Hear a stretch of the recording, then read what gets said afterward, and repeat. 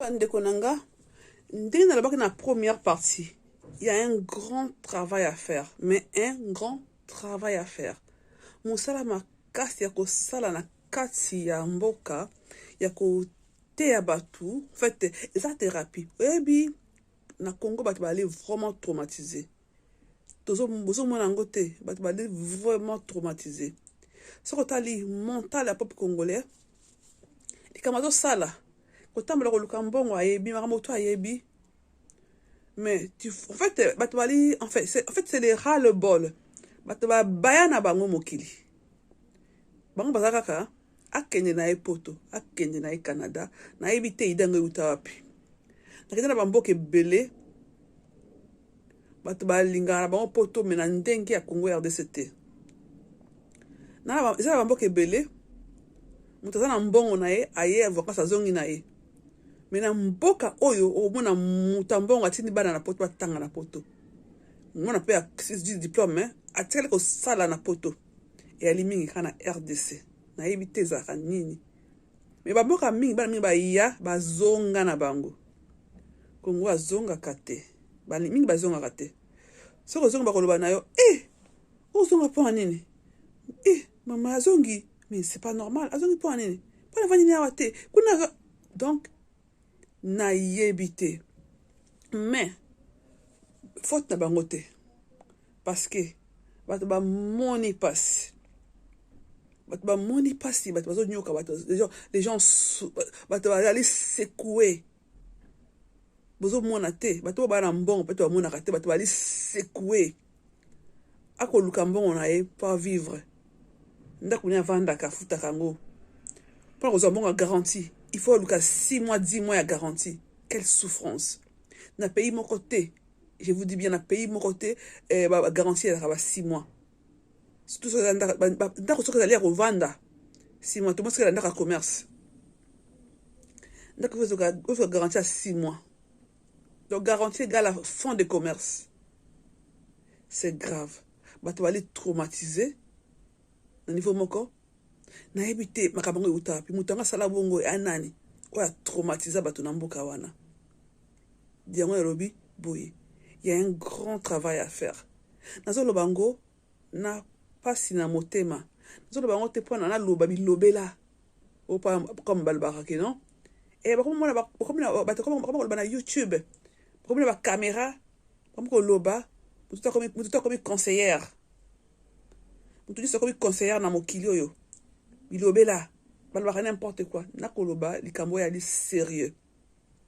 L'état kotonga nzela tozomona, l'état azotonga ba école tozomona, l'état kotonga ba hôpital tozomona. Na moni mama yezo tongama to woni ba elengesa to moni ba kipiti to moni ba bongolo to moni ba mungulu jaka to moni kisangani kuna ba bongisi aéroport to mona na Kolwezi tozomona na Ituri tozomona partout ezo salama to moni wa moni te azamu te mama be mutema be pe efutaka mabe nazo kamwa bato musu bazo kende kokola bazo kende kokufa bazo banga nzambe te mais tala na mboka ngo tala ba église belé église yango ebele na niveau moko scandalé. Ça veut dire que na niveau moko boye pour na touriste ya soka ye akpo kima ya susute akpo ya koti ya moni makelele boye ngai moko te ka pona église pamba église ali censé être ya eluka calme mais yango ali tout traumatisme ya makelele désordre total. Ça c'est grave. So za lobi boye kama église mingi bakomi kokanyela na mboka. C'est grave.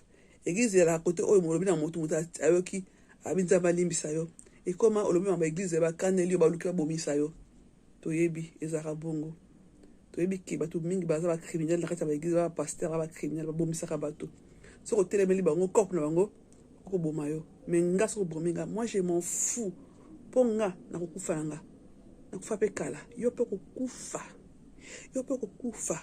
bominga osale lo rotin atanga na kufi lelo mususu pa koya lobi akoloba ka likambo nga na lobi donc bao balobaka na bakufa biso tokolobi baoya pa koloba kaka c'est comme ça.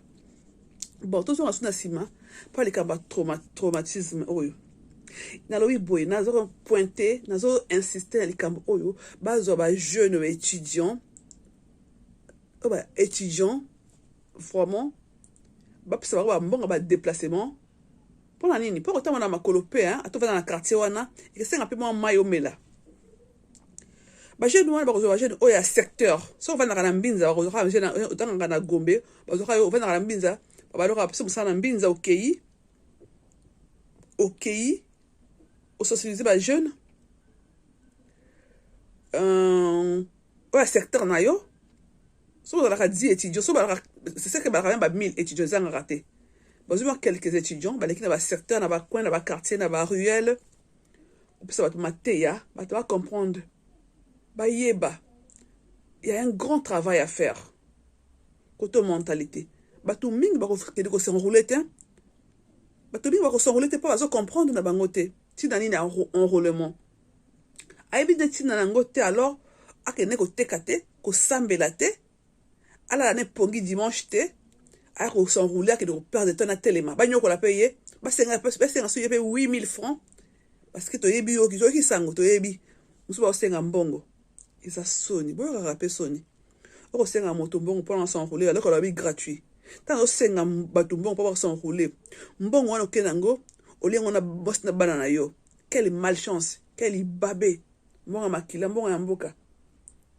ndeko na nga babongo mosusu baliaka te bambongo mosusu baliaka te soki olia yango kaka boye ba c'est-à-dire libota na obimba badescendant na yo bakobongaka na vite ata yo bongi otiki biloko na nsima ya kitoko ekotekama en désordre ekobukana en désordre mpo nini mbongo yo olia baliaka yango to yo olia yango yo jour na bonheur na vivant na yo jour bonheur maintenant après yo mama papa kaka nde basala bamassacre kuna mokili mpe komassacre yo nzambe akomassacre nzambe akoneutralize na ndenge na ye to esombaki na bambonga mabe ekobulimwa na mokili tala nakoti bikota kota mpo nini mpo makambo mpe ezolekela ngai nazocomprendre te mwana moke azoyeba teke nini kosenroule nini aza ne mayele me akipaka ne makambo wana te tali nini ete abona ye aline aboba kaka abona ye tracasserie ayebi te yango leta sala mosala makasi mpona bana wana ateyama